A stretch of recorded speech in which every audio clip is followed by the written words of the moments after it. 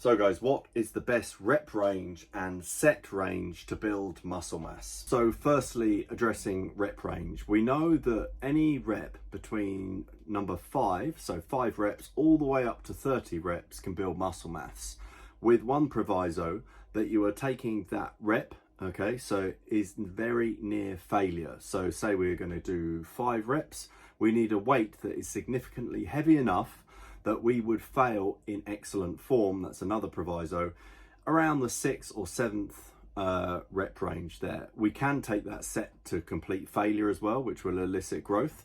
However, that's not always necessary. It's proved that actually now we can have 1 to 2 reps in reserve and we will still hit that hypertrophic stimulus.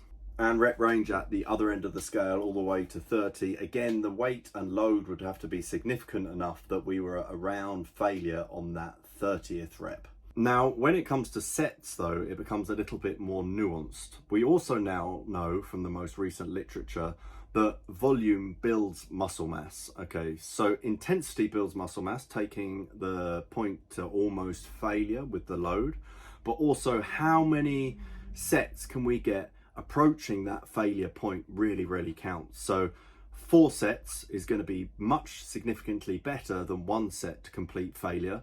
I'm sorry, Mike Mentzer, but that's the truth now looking at the literature.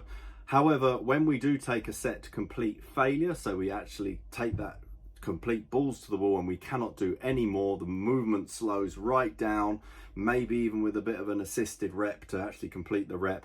The fatigue that comes with that may mean that we may not be able to complete subsequent sets. So obviously this is very nuanced down to the individual. However, what we want is the maximum number of sets approaching failure or within that 5 to 30 rep range that we can actually recover from in the week. There is a maximal recoverable volume for the whole week, and that is different from person to person and at different points in their training careers and different points in their training cycle.